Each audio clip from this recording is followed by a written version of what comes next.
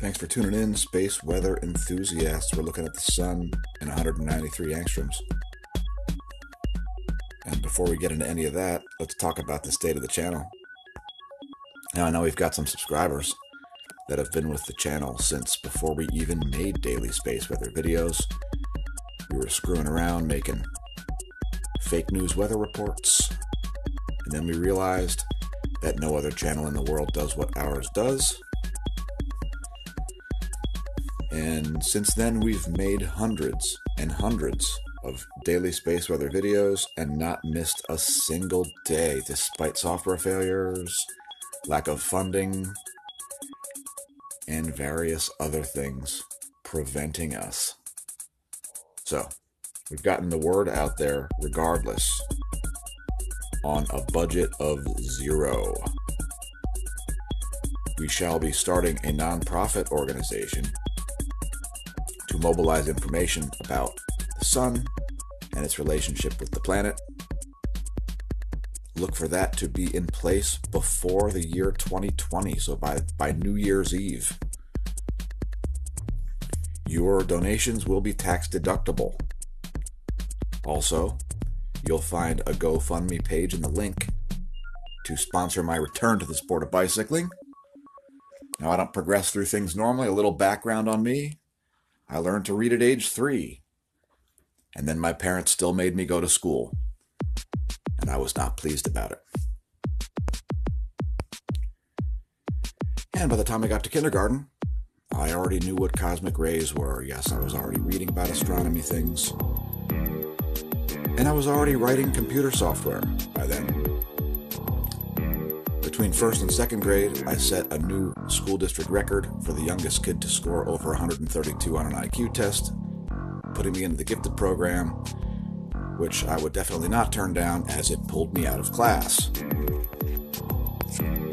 Now, I had a deep, deep disdain for school since day one because I felt like it insulted my intelligence, and it continued to do so all the way through college. So I got the hell out of there early also, because I saw the writing on the wall, and there was a lot of nonsense mixed into that writing. When I got out of school, I decided that nothing was pure except for art and sport, so I pursued those two things, becoming a music producer and a pro athlete. I went from beginner mountain bike racer, who never considered racing a mountain bike, to racing at the local pro level in less than 3 years. After that, I got hit by a truck in 1999, suffering my first fractured bone. Missed the 2000 racing season. Came back to race only road and track since then. And let's just say it's been wildly successful for about 5 of those seasons. And being a time trial specialist, I'm very specialized with what I'm doing. So I'm not really the kind of guy that you would see in a thing like the Tour de France, as I would get killed out there. Specializing in time trials between 4 and 40 kilometers, basically. And so that's what's going on. That's what the GoFundMe page is for. The rest of the donations are for the channel. However, they do feed off of each other because the origin of studying the sun came from predicting the Earth's weather. And that's how things tie together. So if anybody knows how many daily space weather videos we've done, let us know, because there are hundreds, and I'm not going back to count them. Anyway, I ride for veloshop.net, and if anybody sees our jerseys out there, please don't run us over. We would be much obliged to not be run over. Now we're looking at the 211 angstrom view here. We don't always do this. This shows the maximum depth of the coronal holes. Solar activity is very, very low, although we are getting some solar wind coming in right now. Anyway, please visit our funding links below and the rest of our links, as we are a growing channel and it is only a matter of time before staff gets hired. In fact, I've already got one job associated with the website planned out. It's just a matter of getting together with the web designer and getting the work done. So here's your solar wind speed up to 465 kilometers per second, so we've got a significant uptick there. And we have the telltale signs of a coronal hole wind stream. We see that increase in the in the density just before the solar wind speed increase, and then a ramp down just as we always see in a coronal hole wind stream. Although there are some coronal mass ejections floating around too. Here's the GoFundMe page. You'll see links to that in the description below if you want to sponsor the cycling. And that's just me, not the team, by the way, although we may consider making it into a team GoFundMe page, depending on how the rest of the team sponsorship goes. By the way, there are world-class athletes on our team. Kim Geist and Kim Zubris are current wearers of the rainbow jersey for UCI World Champion in the track event, the Madison. So here's some more data. We see a couple little perturbations there in the X-ray flux, but nothing resembling a flare for the last 2 days. We see some magnetometer perturbations there, and that's because of the various CMEs that were blown out between the 20th and the 24th. That should calm down soon, as we should be reaching the end of those coronal mass ejections. And I'm pretty sure the uptick in the solar wind speed is just due to a coronal hole wind stream. And the Enlil forecast agrees. Now, here's the KP index, now at 2. And the electron flux has been dipping each day, also a characteristic of protons hitting the magnetosphere. And here we're looking like we're looking at outdated data here, folks. All right, let's see what we have. All right, the nighttime, actually the entire ionosphere is quite discharged right now, especially the nighttime side. You see all those red blobs? Well, there's a bit more of those than we normally see. We're expecting a little uptick in the auroras, although they're actually, I'm not sure if that's, I don't think that's the right data, folks. Let me just go back here and refresh.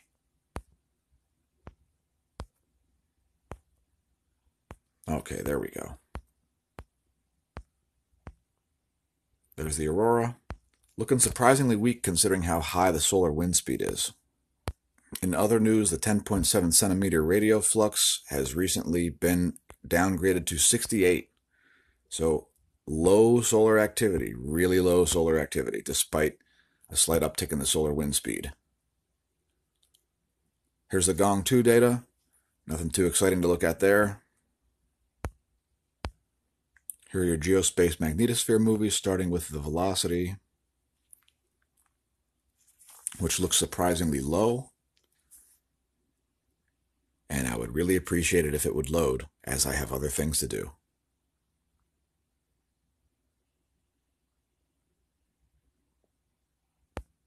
Ugh. Here's the magnetosphere movie. Wasn't that fun?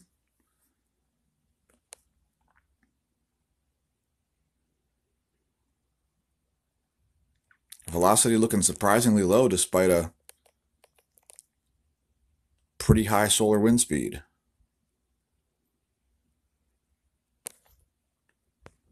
Here's the density.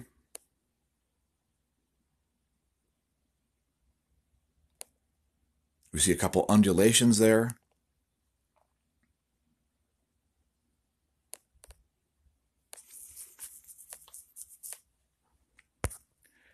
And here's the pressure.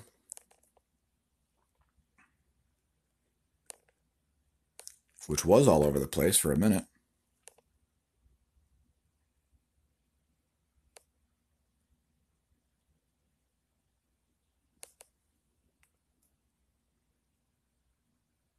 Some data you may not otherwise see, as you cannot request it. Here are the geospace ground perturbations, finally, as they've loaded now. I grew old and gray while letting them load, but there they are. Hey, pole shift people, there's 2 poles in the north, and there's 1 pole in the south migrating toward Eastern India. Did you know? Here's some more stuff that didn't load. I'm about to drive a nail through the processor of this phone.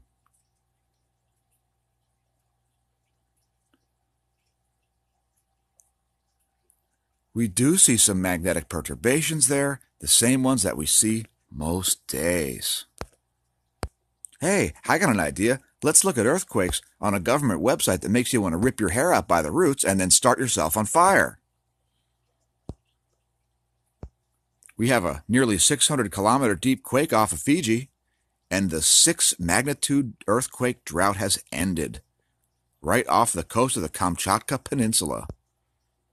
Here we see a 5.2 in New Guinea, Papua New Guinea that is, a 4.7 in Japan off the coast, a 4.6 at 377 kilometers deep. There's a 5.4 in Chile, right in the area that we warn every day. Have I mentioned that I hate this map and the USGS site in general? Because it sucks. Hey, here's a 4.7 in Japan. How about it? And there's a 6.2. There's a thing scrolling by itself. Oh, yeah. That's right. Let's try again. There's the goddamn 6.2 off of Kamchatka. Was there a tsunami? I don't know. Would anybody get hurt by one there anyway? I doubt it. Has tsunami.gov had any new information put on it since the 13th?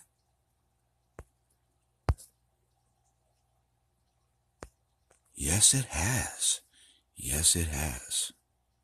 Because of a magnitude 4 off of the coast of California. All right.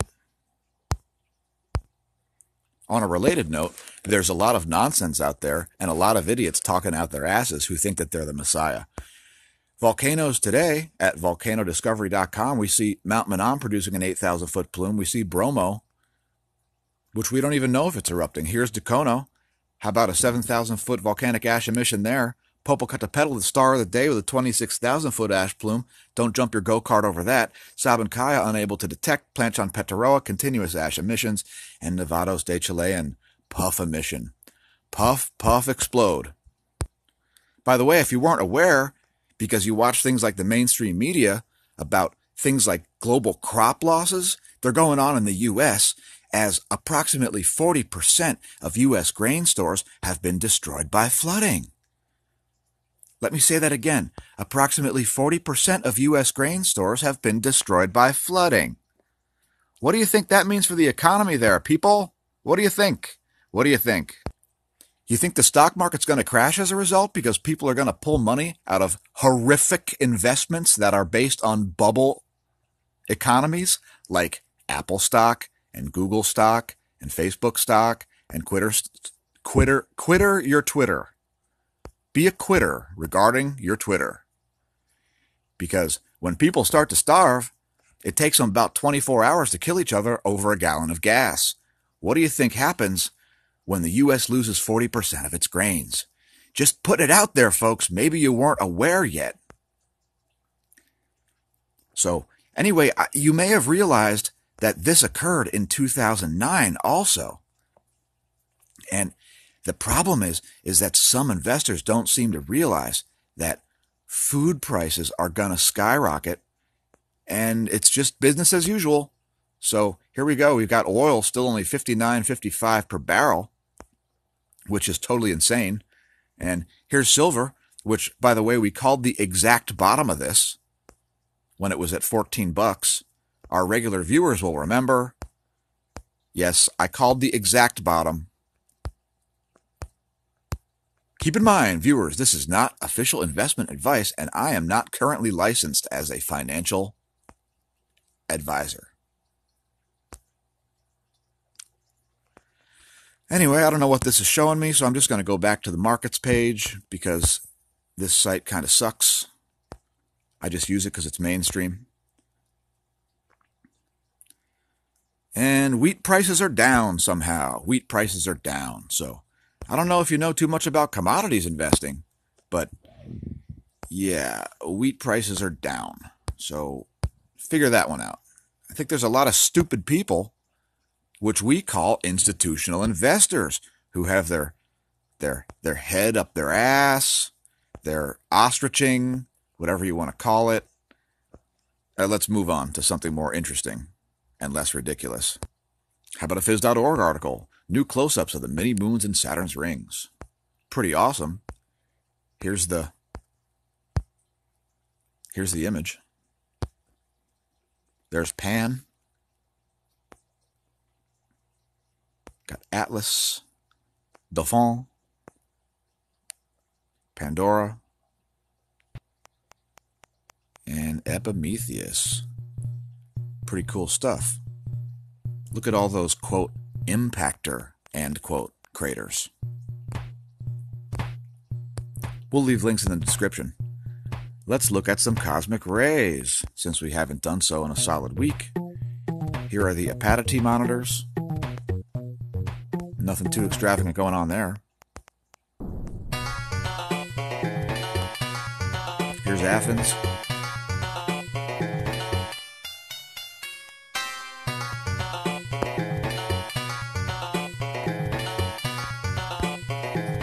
We're not going to show Moscow since they haven't been returning data for a month. Mexico City. And last, we've got Oulu, DOMC, and DOMB Antarctica. There are the readings on those.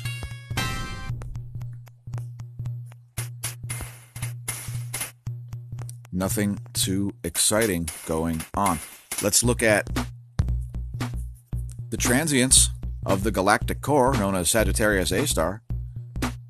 We'll leave links to this also, in case you'd like to monitor the core of the galaxy. Now, we don't receive that much radiation and transient bursts from Sagittarius A star, as it is shielded in dust.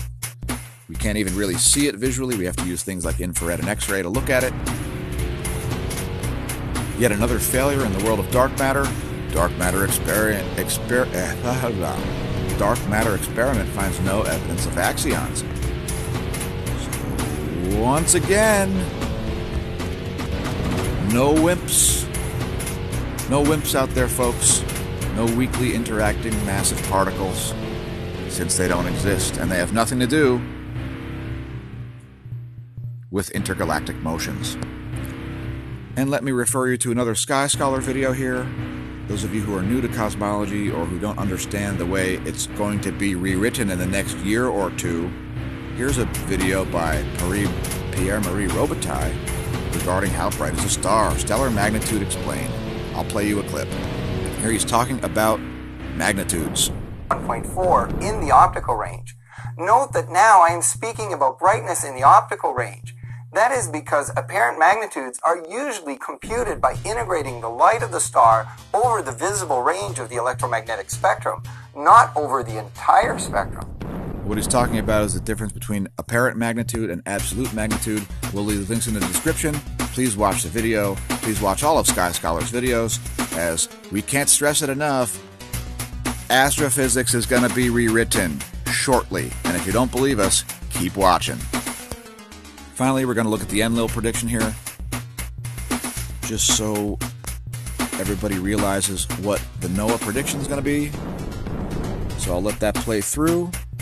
See the graphs? They're calling for a plateau in the solar wind velocity there. Solar wind density expected to remain below 5 protons per cubic centimeter. And that is the Enlil forecast.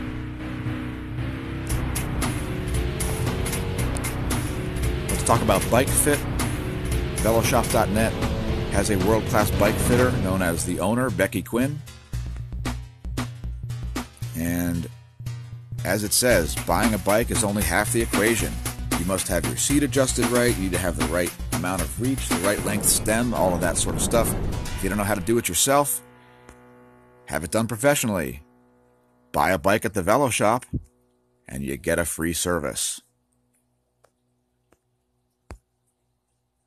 That's the bike fit service, is what I mean when I say free service. So buy a bike. And support our channel with the links you'll see in the description. One other thing I'd like to say about the state of the sun is that the activity seems to be ramping up a little bit, as we still do see the North Pole coronal hole is a little bit filled in. These things shrink at the time of solar maximum. There's the South Solar Pole. See the coronal hole is much bigger there?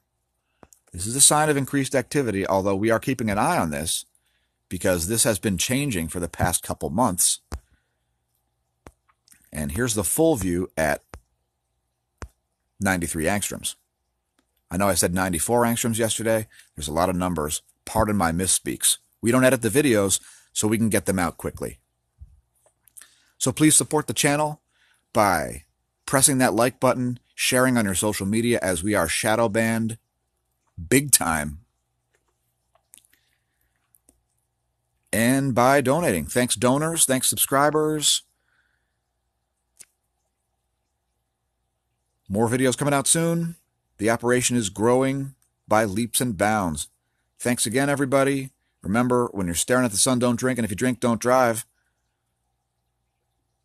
It'll never be now again, so may the solar wind be at your back and the atherosclerosis absent from your veins.